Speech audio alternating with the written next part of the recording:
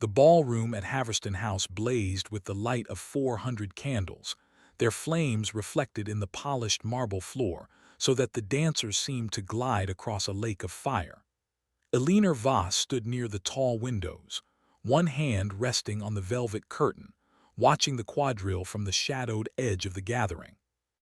Her gown was a deep green silk, 2 seasons out of fashion but carefully altered by her own needle, and her dark hair was pinned back with simple silver combs that had belonged to her mother. She was beautiful in the way a winter sea is beautiful, cold at first glance but full of hidden motion. Her gray eyes missed nothing. She saw how Lady Ashworth's fan snapped open at the sight of her. She saw how the younger gentlemen looked toward her, then away, as if their eyes had been caught by something unclaimed. She saw, too, how the Duke of Rexford stood near the card room, his back half turned to the dance floor, a glass of wine in his hand, his expression unreadable. Aunt Harriet, widowed and practical, appeared at Eleanor's elbow. "You must allow yourself to be seen, my dear. The season will not last forever." "I am seen," Eleanor replied quietly. "That is rather the problem." Harriet made a small, impatient sound. "Your father's name still carries weight in certain circles. You must not hide." Before Eleanor could answer, her uncle, Sir Percival Groot, lurched toward them from the direction of the punch table. Sir Percival was a fleshy man whose cravat always seemed to be losing its battle with his throat. He had been drinking steadily since the doors opened. "Still standing against the wall, niece," he said, too loudly. "You will never catch a husband by draping yourself in shadow, though perhaps it is for the best. The Tun remembers your father's strange disappearance. A man who abandons his child is not spoken of kindly at gatherings such as these." Eleanor's jaw tightened. "My father did not abandon me, uncle. He left on a matter of state." "State?" Sir Percival snorted. "He drew maps. He was a hired pen. And then he vanished, leaving behind a girl with no prospects and no explanation. That is not statecraft. That is disgrace." Several heads turned. Eleanor felt the heat of their stares. She did not raise her voice. "You are drunk, uncle. I will excuse your words as a symptom of that condition." She stepped away, but the damage was already spreading. Lady Ashworth, the Duchess of Rexford, was approaching, her silver gown shimmering with every step. She was a tall woman with a face like a porcelain mask, elegant, brittle, and utterly without mercy. "Miss Voss," the Duchess said, her voice pitched to Carrie, "I could not help but overhear your uncle's unfortunate observation. Tell me, is it true that your father simply walked into the fog and never returned? How very romantic, or perhaps how very convenient." Eleanor stood very still. Around them the dance had faltered. The musicians, sensing the shift in attention, played more softly.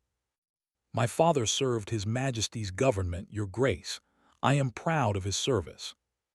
"Served," the Duchess repeated. "Past tense. And now you are served by the charity of your aunt, I believe. A girl with no father and no fortune, attempting to move in the circles of her betters.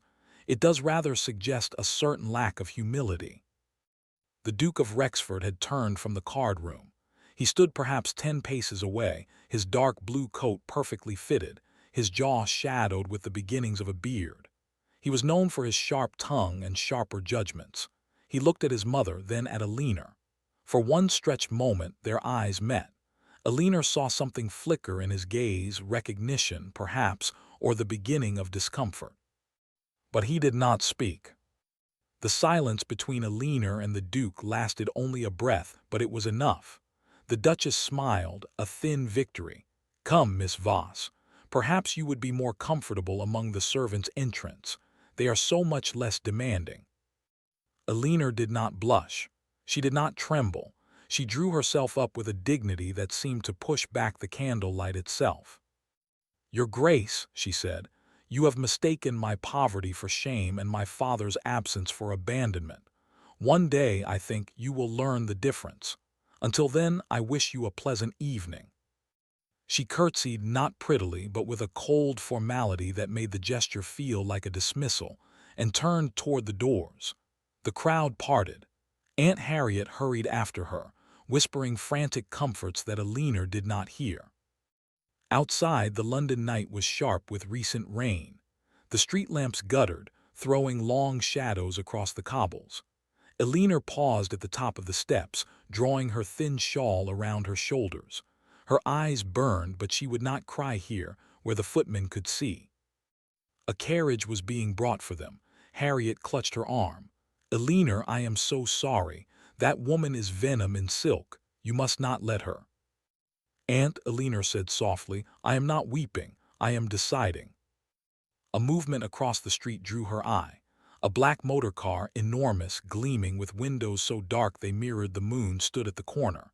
Such vehicles were rare in London, and this one was unlike any she had ever seen. The door was open. An older man in a dark greatcoat stood beside it, watching her. His hair was silver, his posture straight as a mast. He did not approach. He simply looked at her as if memorizing her face. Then he inclined his head once and climbed into the vehicle. The door closed with a solid thunk, and the motor car pulled away into the mist, its engine a low, powerful growl. Alina watched it go, her heart beating hard against her ribs. She had never seen that man before. But somewhere in the hollow of her chest, a forgotten chord had been struck, like the first note of a song she had known in infancy and lost. Morning light pried through the thin curtains of the townhouse on Curzon Street, where Alina sat at a small writing desk, composing a letter to her mother's cousin in Bath. She would not remain in London. She would not subject herself to another evening of whispered insults and naked contempt. Aunt Harriet had protested for half an hour, then retired to her room with a headache. The knock at the front door came at 10:15. Alina heard the maid answer, heard the low murmur of a male voice, and then the maid appeared wide-eyed. "Miss Voss, there is a gentleman to see you, the Duke of Rexford." Alina's pen stopped. She set it down carefully, her fingers steady. "Show him into the drawing-room, and remain present if you please. A lady in reduced circumstances cannot be too careful." The drawing-room was small but tidy, with faded rose-paper walls and a cluster of ivory chairs. The Duke stood by the empty hearth, his hat in his hands. He turned as she entered, and for an instant his composure faltered. In daylight, without the mask of wine and candlelight, he looked less like a marble bust and more like a man who had slept poorly. "Miss Voss," he said. "Your Grace." Alina did not sit. "I confess I did not expect this visit." "No, I imagine not." He set his hat on the mantel. "I have come to apologize. My mother's conduct last night was inexcusable. I should have spoken." Alina studied him. He was tall, broad-shouldered, with the kind of face that expected obedience. His dark hair was combed back, and his eyes were the color of wet slate. But there was a stiffness in his stance, as though the words he had just spoken had cost him something. "You should have," she agreed. "But you did not. That silence will not be unheard, Your Grace."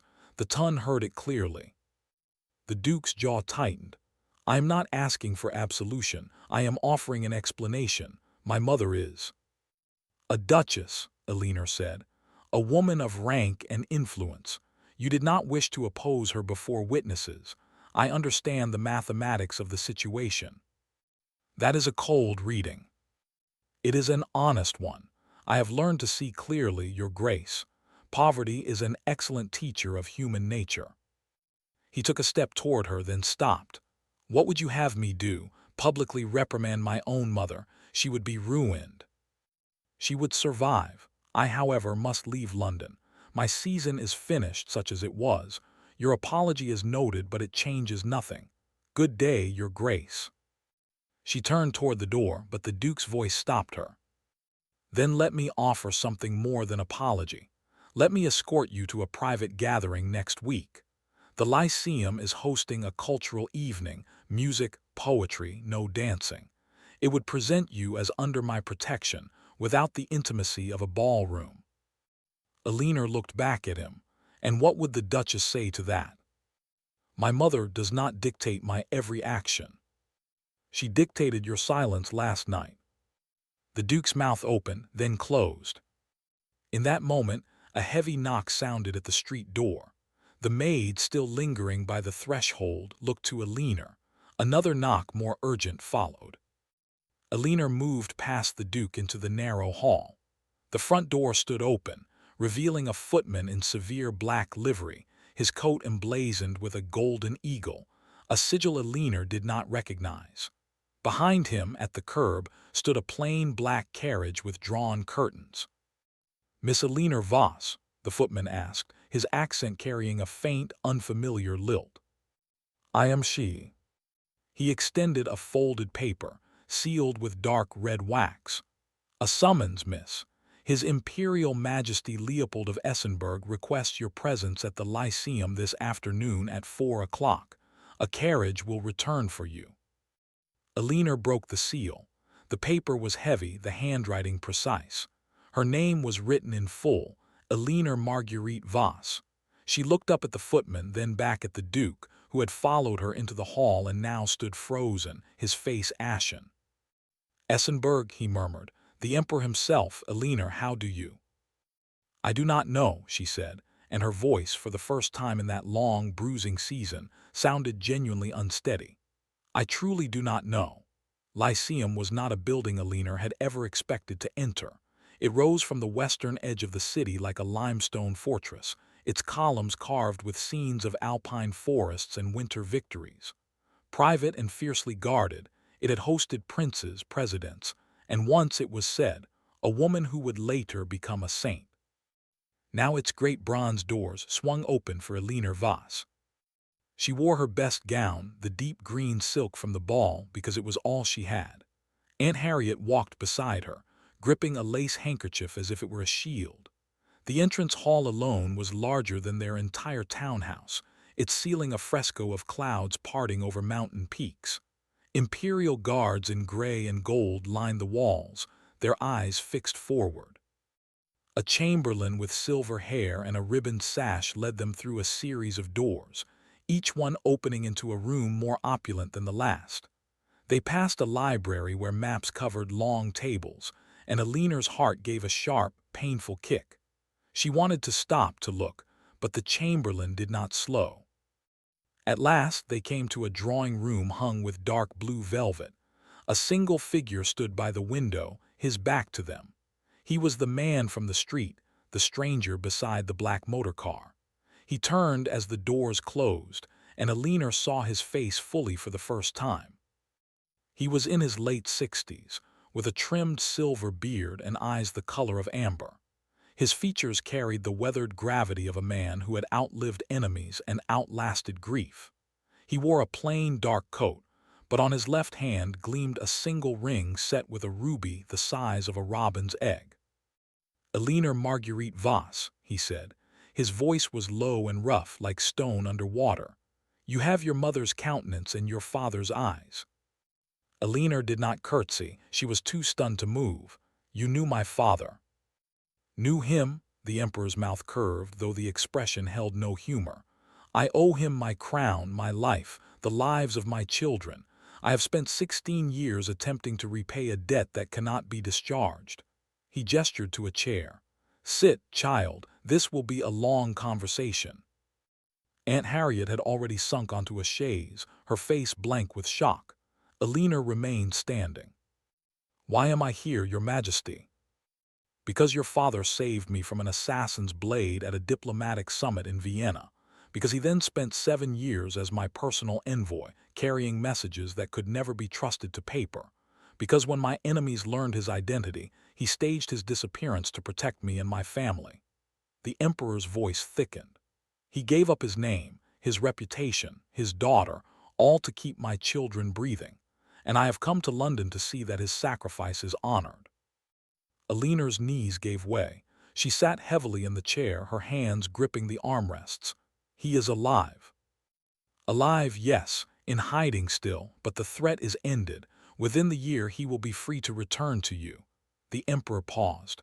"That is a promise from a sovereign. It is worth more than gold."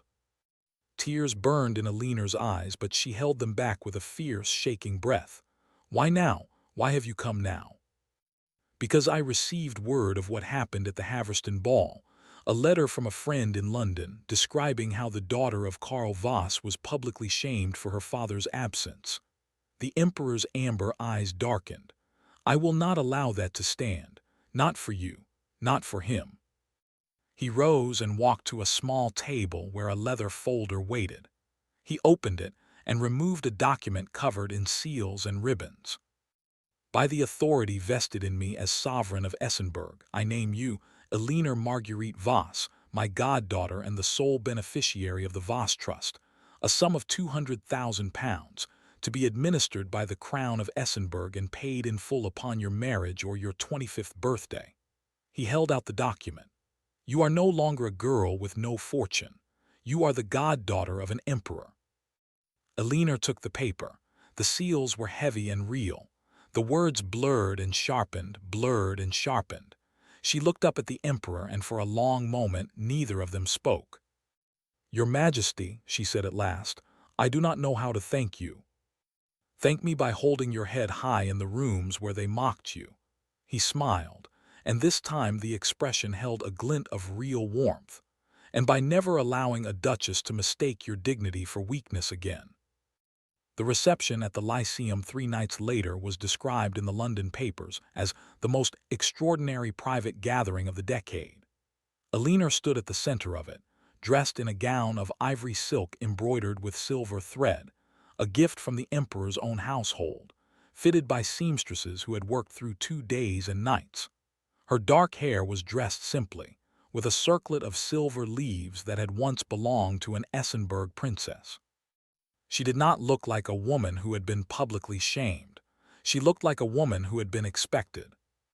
The Ashworth family arrived late. Elinor saw them enter from the corner of her eye, the Duchess, her face tight with forced composure, the Duke, his expression unreadable, and 2 younger daughters who kept their gazes fixed on the floor. A ripple passed through the gathered guests as the family advanced into the room, and Elinor felt the weight of attention shift toward her. This was the moment. The Tun was watching. The Duchess approached first. Her curtsy was careful, technically perfect, and visibly painful. Miss Voss, she said, her voice pitched for the listeners nearby, allow me to congratulate you on your recent good fortune. It is rare that one's true worth is so publicly recognized. Elinor inclined her head. Your Grace is very kind. I have always believed worth is a matter of character, not circumstance. It is pleasant to be proven correct. The Duchess's smile flickered. Indeed, I hope you will not let our earlier exchange trouble you. In the heat of social events, words can be misremembered. I remember your words perfectly, Elinor said, but I do not trouble myself with them. I have no need. She turned slightly, allowing the Emperor's approaching figure to enter the conversation. Your Majesty, may I present the Duchess of Ashworth and her son, the Duke of Rexford. The Emperor gave the Duchess a look of polite indifference that was somehow more withering than any insult. Duchess, we have heard much of London society. Your reputation precedes you. The Duchess's face went pale. Your Majesty honors me. I have not decided whether I intend to honor you, the Emperor said, and moved on. Elinor followed him, leaving the Ashworths stranded in their own discomfort. For the next hour, she moved through the reception with the Emperor at her side, meeting ambassadors, lords, and 2 minor princesses. The Baron Fetchley, a smooth-faced young nobleman with copper hair and expensive teeth, attached himself to her side for a full quarter-hour, offering flattery in the language of a man who had practiced it in mirrors. Elinor accepted his attentions with cool grace, aware that this was now her world. And through all of it, she felt the Duke of Rexford watching her. When the dancing began, she expected him to keep his distance. Instead, he crossed the floor with the purposeful stride of a man who had made a decision, and stopped before her. Miss Voss, he said, would you do me the honor of a dance? The room seemed to contract around them. Elinor knew that every eye had turned their way. The Duchess stood at the far end of the hall, her fan motionless in her hand. Elinor considered the Duke. He was pale beneath his tan, his jaw set, his gray eyes watchful. He had not defended her. He had stood silent while his mother stripped her dignity bare, and now he asked for a dance. "Your Grace," she said, "I will dance with you." She gave him her hand. His fingers were warm, and when they closed around hers, she felt a tremor run through them. He led her into the waltz, and the orchestra, as if sensing the gravity of the moment, began a slow, dark melody. They danced in silence for a full minute. Then Alina spoke, her voice low. "You did not speak for me." "No, I did not." "Then why ask me to dance now?" The Duke's hand tightened at her waist. "Because I am a coward who is attempting to learn courage. Because when you left that ballroom, something followed you out of it, and I have not been able to find my way back." Alina's gray eyes held his. "Your mother despises me." "My mother despises anyone who threatens her order, but I am not my mother." "Are you not?" Alina asked softly. "You allowed her cruelty to stand. You stood in that ballroom and you said nothing. What would you call that if not endorsement?" The music swelled. The Duke's jaw clenched. He said very quietly, "I would call it the greatest mistake of my life." Baron Fetchley was not a patient man. He presented himself as one, all soft smiles and deferential bows, but Alina had learned to read the small signs of ambition. The way his gaze flicked toward the Emperor's documents, the way he calculated the distance between herself and the Essenberg fortune. He visited the townhouse on Curzon Street twice in 3 days, each time bearing flowers and each time lingering too long. "He is very attentive," Aunt Harriet observed one afternoon, after the Baron had gone. "He is very attentive to £200,000, Alina replied. She could not deny, however, that Fetchley's attention served a purpose. Word of his courtship spread through the ton, and with it, speculation. Lady Ashworth, Alina heard, had taken to her bed with a case of shattered nerves. The Duke of Rexford, meanwhile, had begun to appear at events where Alina was expected, standing at the edge of the room, speaking little, watching much. He did not approach her again. He watched. The Emperor summoned Alina to the Lyceum for a private audience on a gray, rain-heavy afternoon. She found him in the map room, standing over a long table covered with charts marked in her father's distinctive hand. He did not look up when she entered.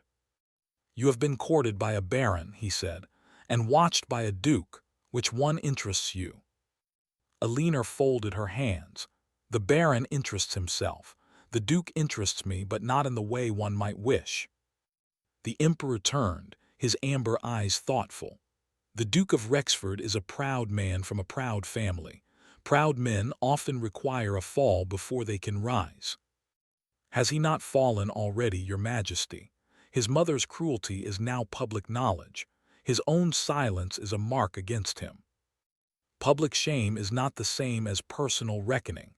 The Emperor motioned for her to sit. "I have invited the Duke to call upon me tomorrow. I wish to take his measure." Alina frowned. "Why, he is nothing to you." "He is something to you, whether you acknowledge it or not." The Emperor's voice gentled. "And he is the son of the woman who humiliated you. If he wishes to court my goddaughter, he will answer for that. Not to me, to himself." That evening, at a private dinner hosted by a countess who hoped to curry favor with the Emperor, a letter arrived. It was delivered to Alina at the table, carried by an imperial courier who bowed low. The envelope was yellowed, the seal broken, the handwriting unmistakable. Alina's hands shook as she unfolded the paper. The room fell quiet. At the far end of the table, the Duke of Rexford set down his wine glass. "My dearest Alina," the letter began, "if you are reading this, I am still in hiding, and the world may have told you 100 lies about me. I am alive. I am serving a cause greater than myself, and I am counting the days until I can return to you. Forgive your father, forgive my silence. I did not leave you. I left to save you." The letter was signed simply, "Your father, Karl Voss." Alina read it twice. Then she looked up, and her voice was clear and steady, carrying through the silent room. "My father is not a disgrace," she said. "He is a hero, and I will not allow anyone in this city to speak of him otherwise again." The Duchess of Ashworth, seated halfway down the table, turned the color of old snow. The garden party at Haverston House was meant to be a triumph. The spring had turned warm early, and the lawns were a bright, almost aching green. Tables dotted the grass like white islands, and the breeze carried the scent of cut roses and new grass. Eleanor moved through it all with the calm of a woman who had stopped caring about outcomes. She had been in London for 3 months. In that time she had been mocked, elevated, courted, and celebrated. And she had learned that none of it, not the fortune, not the title of imperial goddaughter, not the polished admiration of the ton, could fill the absence where her father had been. The letter was safe in her reticule. His words were in her blood. The Duchess of Ashworth had not spoken to Eleanor since the dinner, but she watched. Always she watched. And today, with the wine flowing and the sun high, her restraint finally cracked. Eleanor was standing near the rose arbor with Aunt Harriet when the Duchess approached, 2 of her friends in tow. Her face was flushed, though whether from the heat or from some deeper fever, Eleanor could not tell. "Miss Voss," the Duchess said, loudly enough to draw attention, "may I ask you something?" Eleanor turned. "Your Grace may ask me anything." "That letter," the Duchess said, "the one read at dinner, it was very moving, almost theatrical, one might say. Do you not find it convenient that this proof of your father's heroism should emerge only after you were named an emperor's goddaughter?" A hush spread across the lawn. Eleanor felt Aunt Harriet's hand on her arm. She did not shake it off. She simply looked at the Duchess with calm, clear eyes. "Convenient," Eleanor repeated. "My father has been in hiding for 16 years. I have grown up without him. There is nothing convenient about it." "But how do we know the letter is genuine?" the Duchess pressed, her voice rising. "Anyone might forge a document. Anyone might claim a dead man's heroism." A soft voice cut through the hush before Eleanor could reply. "I can answer that." The Emperor emerged from the shade of the arbor, his dark coat blending with the shadows. Behind him walked a second man, older, stooped, dressed in a simple gray coat. Eleanor's heart stopped. The man looked up. His hair was white, his face lined and worn, but his eyes were the same gray as Eleanor's own. He walked slowly, leaning on a cane, and when he reached her, he did not speak. He simply opened his arms. "Papa," Eleanor breathed. Karl Voss folded his daughter into his embrace, and the lawn, the Duchess, the watching ton, all of it vanished. There was only the rough wool of his coat, the familiar smell of ink and sea air, and the sound of his voice, cracked and tearful. "My girl, my brave, brave girl." The Emperor's voice cut through the silence. "You asked, Duchess, whether the letter was genuine. I trust the man himself is proof enough. Karl Voss saved my children from assassins. He gave up his name and his daughter to protect my family. And you mocked his child for that sacrifice." The Duchess stumbled backward, her face collapsing. "I did not know. I could not have known." "You did not need to know," the Emperor said coldly. "You needed only to be kind. You failed." Eleanor pulled back from her father, her face wet with tears she no longer tried to hide. She looked past him to where the Duke of Rexford stood at the edge of the gathering, his face ashen. He had known nothing of this. She saw the shock in his eyes, the dawning horror. Without a word to the Duchess, without a single parting remark, Eleanor took her father's arm and walked away from the arbor, away from the party, toward the quiet path that led to the house. The Duke of Rexford followed. He caught up to her near the ornamental pond, where the water mirrored the afternoon sky. His voice was ragged. "Eleanor." She stopped but did not turn. "This is not the time, Your Grace." "Then when?" He moved around to face her, his gray eyes burning. "When will there be time? My mother has spent years perfecting the art of cruelty, and I have spent years perfecting the art of silence. I am done with both. Eleanor, I cannot offer you a family. I cannot offer you a name without pain, but I can offer you the truth." Eleanor looked at him, the Duke of Rexford so proud. So certain was trembling with anger, with fear, with something that looked almost like hope. The sight did not soften her. It made her tired. "The truth," she said quietly, "is that you watched me be humiliated. You said nothing. Your apology came because my fortune changed, not because your heart did.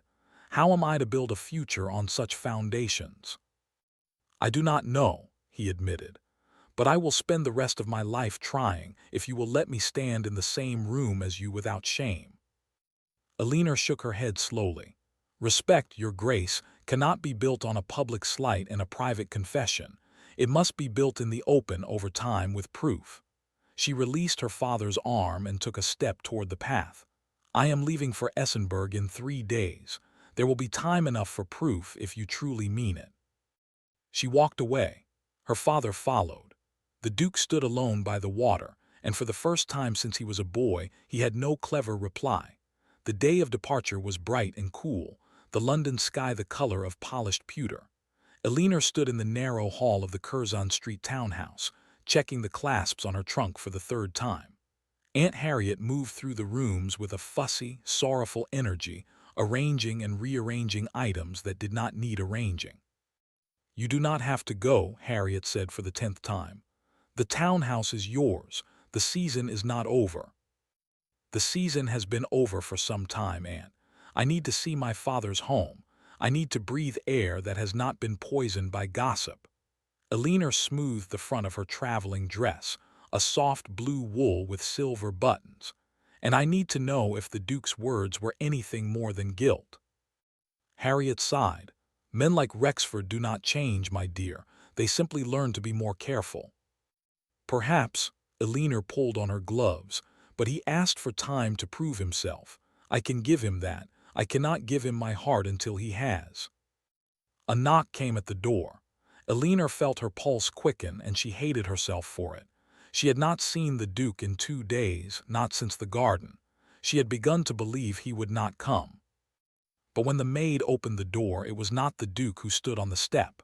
It was a footman in the Ashworth livery, bearing a letter on a silver tray. Elinor took it, broke the seal, and read. It was a public declaration, signed by Rexford and witnessed by his solicitor, his steward, and 3 members of his household. In it, he denounced his mother's conduct at the Haverston ball as an act of unprovoked cruelty. He acknowledged Elinor's father's service as a heroism that shames the shallow gossip of London. And he announced that, pending her consent, he intended to court Elinor Marguerite Voss openly, honestly, and without regard to the opinions of his family. Elinor read the letter twice. Her eyes burned. He had done it. He had actually done it, broken with his mother, risked his own standing, made himself a target of the very gossip he had once avoided. But before she could speak, a second knock came. The Duke of Rexford stood in the doorway, his greatcoat dusty from the road, his hat in his hands. Behind him, a hired horse shifted restlessly at the curb. "You are leaving," he said. "I hoped to arrive before you went." Elinor held up the letter. "You have made a public declaration. Your mother will not forgive you." "I am not asking for her forgiveness. I am asking for yours." He stepped into the hall and the maid retreated, leaving them alone. "I know I do not deserve it. I know my silence caused you pain. But I have spent 2 days writing that letter and a lifetime learning the cowardice it denounces. I am done hiding behind my name, my title, my mother's sneer. I am done." Elinor looked at him for a long, searching moment. "You once asked me to dance because you were lost. Are you still lost, Your Grace?" He let out a breath that was almost a laugh. "I am, but for the first time I know where I wish to be found." Elinor's throat tightened. She had promised herself she would not cry, but the tears came anyway, silent and warm. "I am going to Essenberg. I will not be here to see if you mean these words." "Then I will write to you," he said. "Every day if you will permit it. And when you return, if you return, I will be standing on this step, waiting to prove that I am worth the chance you never owed me." Elinor stepped toward him. She reached into the pocket of her dress and drew out a small object wrapped in blue cloth. She pressed it into his hands. My father's compass, she said. He gave it to my mother before he left. It has never pointed true since his disappearance, but perhaps it will help you find your way. The Duke's fingers closed around the compass. His eyes were bright, his jaw tight. I will keep it until I can return it to you. Then keep it well, Elinor said, and walked past him into the street where the Emperor's carriage waited. The Duke followed her to the carriage. He did not touch her. He did not call out. He simply stood at the curb and watched as she climbed in, his hand clutching the compass like a promise. At the dock, the Emperor's yacht rose like a white bird against the gray water. Elinor stood on the gangplank, the wind lifting the hem of her cloak. Her father was already aboard, his face bright with an emotion she could not name. She paused and looked back. Rexford had ridden beside the carriage all the way, his horse lathered, his face set with determination. He had not spoken once. Now he sat at the edge of the quay, watching her. Elinor met his eyes across the widening distance. She did not wave. She did not smile. She simply inclined her head once, deliberately, with all the weight of a promise she was not yet ready to make. The Duke raised his hand, not in farewell, but in something like hope. The ship pulled away. Elinor stood at the rail, watching the figure on the quay grow smaller and smaller, until London was a smudge of smoke and stone behind her. In her hand, she held a letter her father had given her that morning, a letter from the Duke, written the night of the garden party, confessing that he had stood silent because he was afraid of becoming the kind of man who felt things too deeply. She had read it 4 times. She would read it again. And in the hollow of her chest, where a forgotten chord had once been struck, she felt the first small note of something new. The sun broke through the clouds as the ship turned toward open water, and Elinor Voss, daughter of a hero, goddaughter of an emperor, looked toward the horizon and allowed herself, for the first time in a very long time, to believe that the best part of her story was still to be written.